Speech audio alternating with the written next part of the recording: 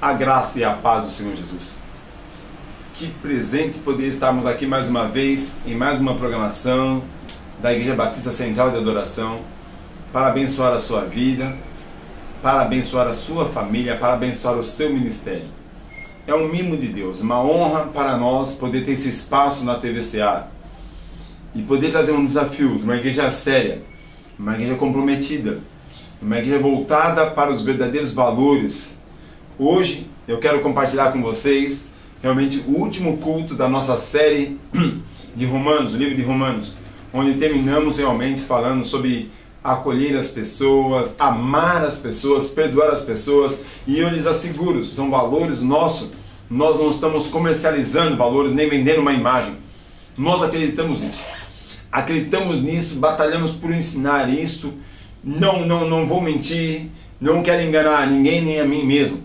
Nossa igreja não vive isso 100%, mas nós há 15 anos vimos ensinando as pessoas a amar umas às outras, perdoar umas às outras, ensinar, investir na vida umas das outras como se fosse para o próprio Deus. Eis um dos nossos valores. Temos prazer em dividir isso. Queridos, é uma honra. Somos uma igreja pequena, somos uma igreja simples, humilde, mas com um propósito único de exaltar e engrandecer o nome do Senhor.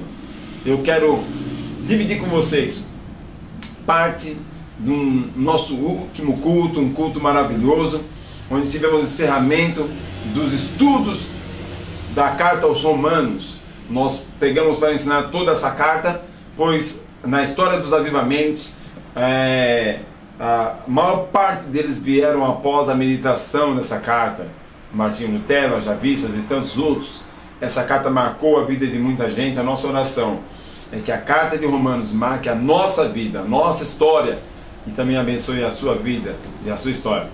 Mas ainda, ao término desse programa, eu quero trazer uma pequena reflexão sobre os propósitos de Deus para a igreja, pois eu tenho pensado muito nisso. Somos a igreja de Jesus. Qual o propósito de Deus para a igreja? Queridos, não saia do teu lugar. Fique aí. Participe conosco de parte do nosso culto, do culto que prestamos ao nosso grande Deus. E nós vamos retornar já já. Deus abençoe.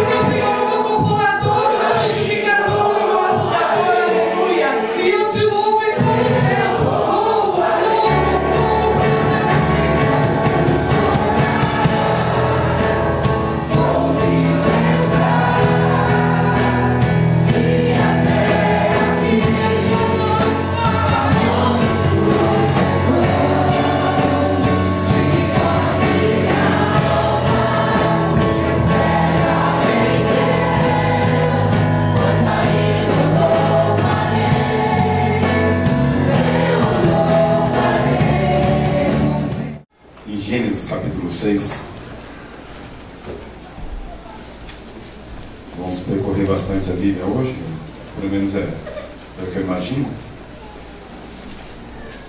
Você mantenha a sua Bíblia bem atenta, bem aberta. Gênesis 6, versículo de 8 a 13. Quem achou diz glória a Jesus. Glória a Jesus. Diz assim a palavra do Senhor. Gênesis 6, de 8 a 13. Porém Noé achou graça diante do Senhor. Eis a história de Noé. Noé era um homem justo e íntegro entre os contemporâneos. Noé andava com Deus. Gerou 3 filhos, Sem, Cão e Jafé. A terra estava corrompida à vista de Deus e cheia de violência. Viu Deus a terra, e eis que estava corrompida, porque todo ser vivente havia corrompido o seu caminho na terra. Então disse Deus a Noé: resolvi dar cabo de toda a carne, porque a terra está cheia de violência dos homens, e eis que o farei perecer juntamente com a terra. Oremos ao Pai. Senhor, nós agradecemos o Teu nome, Pai. Nós glorificamos o Teu nome mais uma vez e celebramos ao Senhor e queremos ouvir, receber, compreender, aprender a Tua palavra e praticar. Abençoa, portanto, Deus, no nome de Jesus, a Tua igreja e a exposição da Tua santa palavra. É o que oramos no nome de Jesus. Amém. Amém. Glória a Jesus. Noé, porém, achou graça aos olhos do Senhor. Noé, porém, achou graça aos olhos do Senhor. Deus, a postura de Deus aqui foi extraordinária. Ele viu a terra totalmente corrompida. E vocês sabem muito bem como é que Deus age. Nós temos andado com Deus, aprendido com Deus. E vocês viram e lembram muito bem como Deus agiu com Sodoma e Gomorra. Vocês viram muito bem como Deus agiu com o próprio reino do norte. Foi dissipado e nunca mais. Por conta de que, quando o reino se dividiu, a igreja certamente conhece a história, quando o reino se dividiu, o reino do norte estabeleceu um templo no norte e estabeleceu 2 bezerros de ouro para que o povo do reino do norte não viesse para Jerusalém adorar em Jerusalém, que era o templo que eles estavam acostumados a adorar. Por conta disso, Deus sumiu com o reino do norte e, moral da história, nunca mais. Nós sabemos como é que Deus age no seu coração de juiz. Então ele aniquilou ou dissipou o reino do norte, porque um dia eles voltarão. Há uma promessa que eles voltarão. Sodoma e Gomorra também. Vocês viram lá a situação da imoralidade, do sodomismo, do espírito de sodomismo que havia ali, e Deus destruiu aquela cidade para nunca mais. Vocês lembram da cidade de Nínive? A grande capital da Síria, Nínive. Quando Deus falou para Jonas que ia destruir, Deus destruiu. Não no livro de Jonas, porque aquele reino se converteu.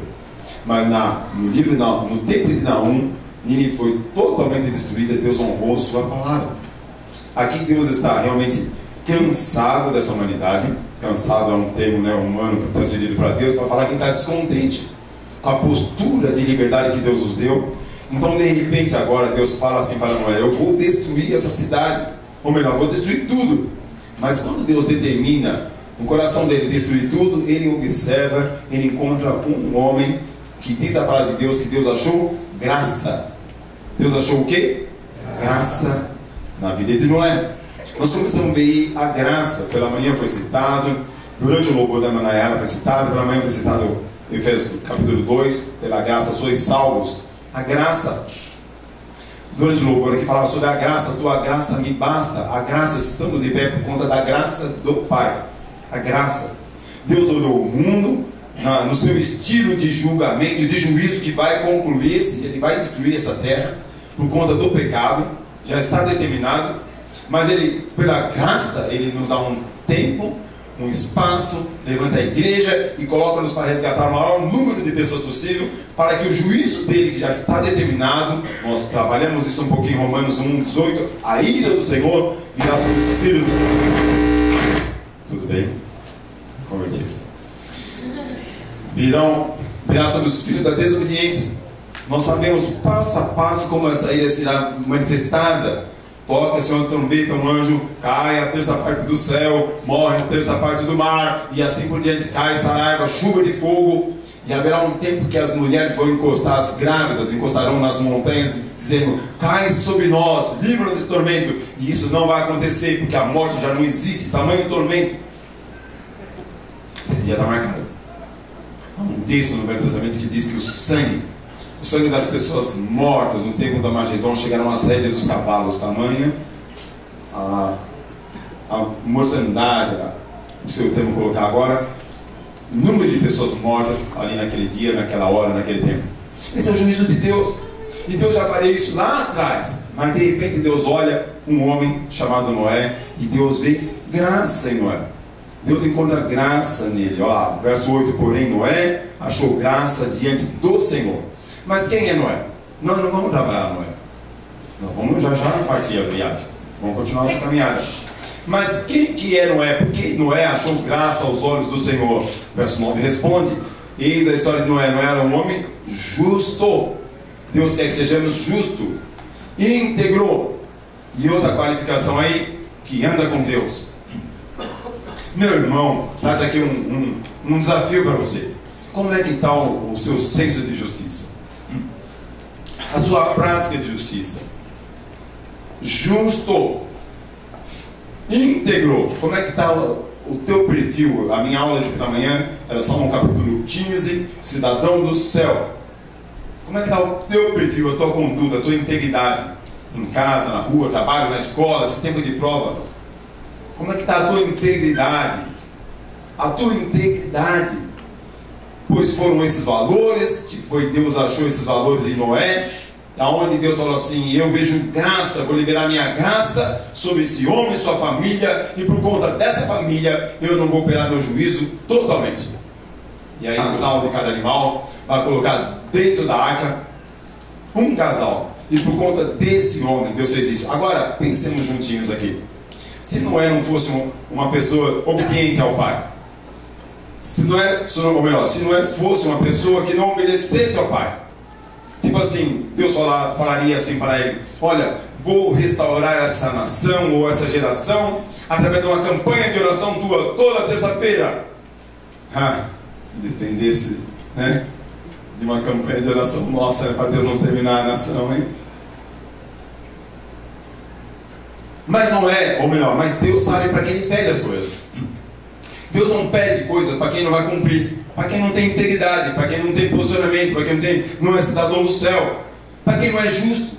Mas Deus viu, se eu falar para esse rapaz, ainda que ele seja criticado por todos, falar para ele fazer uma arca, uma espécie de submarino, algo totalmente vedado, para que não entre água, nem por baixo, nem por lado, nem por cima, certamente, tão obediente que ele é, ele vai fazer. Então Deus sabe em quem investir.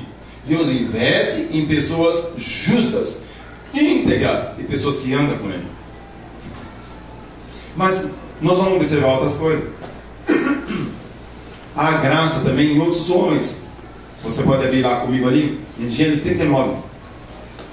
E há muita graça para ser derramada por Deus ainda. Nós vamos pensar um pouquinho juntinho. Do verso 19 ao verso 22, 39, do 19 ao 22. Quem achou diz glória a Jesus. Tendo o Senhor ouvido as palavras de sua mulher, como lhe tinha dito, desta maneira me fez o teu servo. Então se lhe acendeu a ira, e o Senhor de José o tomou e o lançou no cárcere, no lugar onde os presos do rei estavam encarcerados. Ali ficou na prisão. Verso 21. O Senhor, porém, era com José. Ele foi benigno, ele deu mercê perante o carcereiro, o qual confiou à mão de José todos os presos que estavam no cárcere. E ele fazia tudo quanto se devia fazer ali. Tudo quanto se devia fazer ali. O Senhor deu graça a José. José estava numa situação difícil. Haviam se levantado difamação contra José. Família muito longe. Não havia ninguém por ele, mas Deus era por ele. E os valores de José não se corrompeu, não desviou valores do seu Senhor, não se misturou com a mulher do seu senhor. Em nenhum momento José tropeçou para diminuir a imagem de Deus e a glória de Deus na sua vida. Deus olhou para José de dentro do cárcere, quando muitas vezes nós estamos tão distantes, pensando que ninguém é por nós. Deus é por nós. Deus olha a sua vida, Deus conhece o teu coração, o teu sofrimento, e Deus derrama sobre a sua vida graça. E quando Deus opera a sua graça, Ele faz por completo, de tal forma que as mãos de José veio a chaves. Olha lá, o verso 22, o qual confiou a mão de José em todos os presos que estavam no cárcere, e ele fazia tudo quanto se devia fazer ali. Tudo quanto se devia fazer ali. Então a graça de Deus veio lá em Noé, sobre um ponto de vista coletivo, sobre a humanidade. Por amor à humanidade, Deus agora olhou Noé e salvou a humanidade por conta de um homem. Agora, uma questão pessoal, a situação ali, claro que lá na frente vai revelar que é toda uma nação representada nas mãos de José. Mas Deus ali alivia o sofrimento e a dor de José, e abençoa José, e exalta José, porque Deus viu graça na vida de José. Estamos chegando ao término de mais uma programação, mas antes eu quero deixar aqui mais um recado. Eu quero começar a compartilhar com vocês os nossos valores, aquilo que nós cremos. Certamente isso tem feito diferença na nossa vida, no nosso ministério, certamente vai abençoar a sua vida também. Eu quero falar um pouco hoje, uns 2, 3 minutinhos, sobre o propósito de Deus para a igreja. Qual é o propósito de Deus para a igreja? Esse programa é voltado para crente. Esse programa é voltado para não crente, mas nosso foco é o crente mesmo. Não para trazer você para a nossa igreja. Tira isso da cabeça. Você vai ser membro onde Deus te enviar. E não fica pulando de igreja em igreja não. Você tem que estar aonde Deus quer que você esteja. E onde quer que você esteja, ali seja bênção, seja debaixo da autoridade do teu pastor. Desenvolva ministérios com ele. No local onde Deus te colocou. Então, meus queridos, nós não temos uma programação com vista a crescimento numérico, não. Temos uma programação para exaltar o nome de Jesus, para glorificar o nome dele. E é por isso que eu quero encerrar essa programação falando do propósito de Deus. Qual o propósito de Deus para a sua igreja, para a minha vida, para as pessoas que compõem a central de adoração, para a sua vida, para a igreja onde você congrega? Eu quero enumerar alguns deles. O primeiro propósito, não em ordem de importância que eu vou colocar para os amados, mas tem que deixar bem claro que a igreja existe para glorificar a Deus. Glorificar a Deus. Vemos isso em toda a palavra do Senhor. Fomos chamados para glorificar o seu nome. Faça um estudo sobre o livro de Malaquias. Quando o Senhor puxa a orelha do sacerdote no capítulo 2, fala assim: vocês deixaram de me honrar. Faça um estudo sobre os dízimos e ofertas.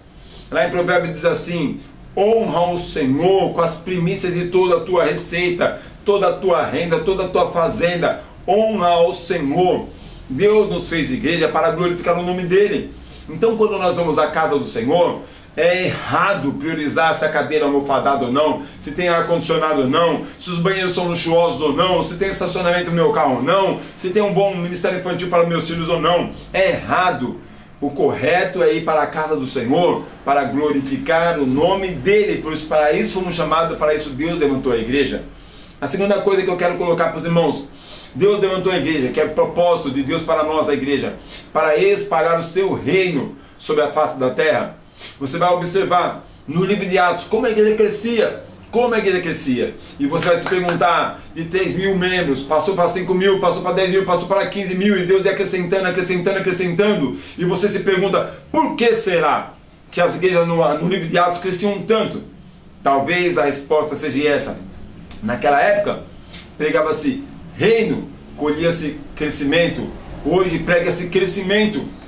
Pregamos com intenção de crescer. Por isso que eu já coloquei agora há pouco que nossa programação não é com vista ao crescimento numérico, não. Nossa programação é com vista a exaltar o nome de Jesus. O nome de Jesus. Nós queremos exaltar o nome de Jesus. A terceira coisa, o terceiro propósito que eu quero dividir com vocês: propósito de Deus para a igreja: fazer discípulos. Fazer discípulos. Deus não quer que eu faça seguidores de Carlos. Deus não quer que o teu pastor faça seguidor dele. É claro que nós observamos Jesus nos nossos líderes, na nossa liderança, claro, não vamos descartar isso. Mas discípulos do Senhor Jesus, pela misericórdia do Senhor, nós ensinamos aos nossos jovens, onde quer que eles forem, eles têm que seguir ao Senhor Jesus, ser instrumentos nas mãos do Senhor Jesus. É o terceiro propósito que eu quero enumerar para vocês. Outro propósito que quero dividir com todos vocês nessa programação: transformação da sociedade. O Senhor Jesus nos falou assim: olha, vós sois sal da terra, vós sois luz do mundo. Vós sois luz do mundo. Não se pega uma lamparina e se coloca debaixo de um colchão, debaixo de uma cama, mas coloca no local para clarear.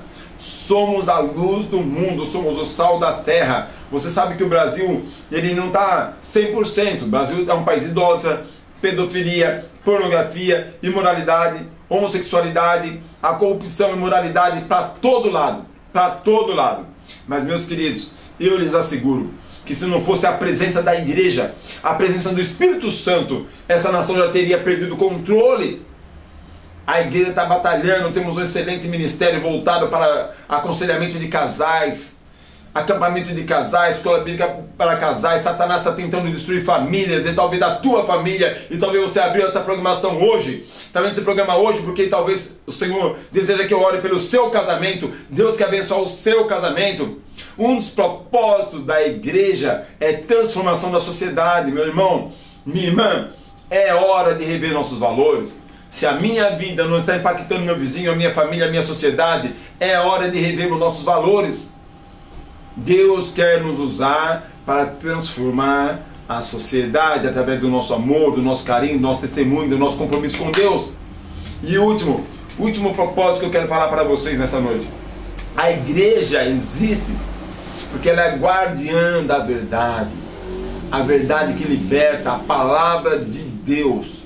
Então, meus irmãos, eu glorifico a Deus por dividir isso com todos vocês, que nós fomos levantados com propósito para glorificar a Deus, para espalhar o seu reino, para fazer discípulos, para transformar a sociedade, e porque somos guardião da verdade. A palavra de Deus foi o livro mais perseguido, mais criticado, mais destruído, e no entanto é o livro mais vendido, é o livro mais lido no mundo. A palavra de Deus, no livro escrito há cerca de 2000 anos atrás, encerrado, né, seu cânon, em torno de 2000 anos atrás, mas continua operando, transformando vida, porque seus valores são vivos. A palavra de Deus é viva e eficaz, mais cortante do que a espada de dois gumes, que penetra até dividir medula, espinho, a alma e o espírito. Deus, ele é maravilhoso. Meus irmãos, eu estou muito feliz com tudo que Deus está fazendo conosco, com tudo que Deus está movendo. Eu quero orar abençoando a sua vida. E como durante essa palavra o Senhor tocou no meu coração para orar pelas famílias, para orar pelos casais, eu quero orar. Eu quero orar para que Deus abençoe seu casamento. Minha irmã, Deus tem promessas para a sua vida. Respeite o teu marido, cuida do teu marido, antes que o inimigo tome para si. Meu irmão, Deus tem promessas para a sua vida. Ame a sua esposa, ame a sua amada. O maior presente que um pai pode dar para os filhos é amar a mãe deles. Perdoe, tenha diálogo, sejam submissos, sejam cúmplices um do outro, orem um com o outro, e certamente Deus vai honrar, vai abençoar a sua vida, o seu casamento, a sua família. Eu gostaria de estar orando nesse momento, porque o nosso horário já estourou. Eu quero orar pedindo que Deus abençoe a sua igreja, Deus abençoe a sua família, e Deus nos use em nome de Jesus. Feche seus olhos aí mesmo onde você estiver. Ó Pai, Deus eterno, Criador dos céus e da terra, e eu agradeço ao Senhor porque o Senhor levantou a igreja com propósitos extraordinários de te glorificar, de transformar a sociedade, de fazer discípulos, de guardar a palavra. Somos guardião da verdade.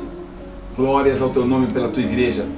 Ó Deus, eu quero orar nesse momento para que o Senhor abençoe a sua igreja brasileira, que haja um avivamento na nossa nação. Quebra as cadeias, muralhas, em nome de Jesus. Em nome de Jesus, ó Pai, quebra todas as correntes, ó Pai. Senhor da glória, Deus eterno, eu clamo-te também, Senhor, abençoa as famílias que nos assistem agora. Aquela mãe angustiada, entristecida por dificuldades financeiras, a ausência do marido, os filhos perdidos. Visita esse lar agora em nome de Jesus. Visita, Senhor, esse casamento que está na beira da falência. Satanás está tentando destruir casamentos, mas o Senhor é poderoso. Há poder no sangue de Jesus. Eu profetizo libertação, a bênção, a vitória em cada casamento, Senhor. Deus abençoe esse pai de família que não sabe liderar, que não tem estrutura, que está passando por dificuldades. Deus, dá essa sabedoria ao teu servo, Senhor. Restaura, Senhor, o amor pela sua esposa. Restaura o seu casamento, o seu lar, a sua família. Deus eterno, eu glorifico o teu nome. Eu peço assim a tua bênção, Senhor, sobre todos que nos assistem agora e sobre a igreja brasileira, em nome de Jesus. Amém. Amém. Meus queridos, Deus abençoe a sua vida. Firme no Senhor. Firme no Senhor. Glorifique a Deus. E vamos marchando, porque a vitória é certa. Em nome de Jesus.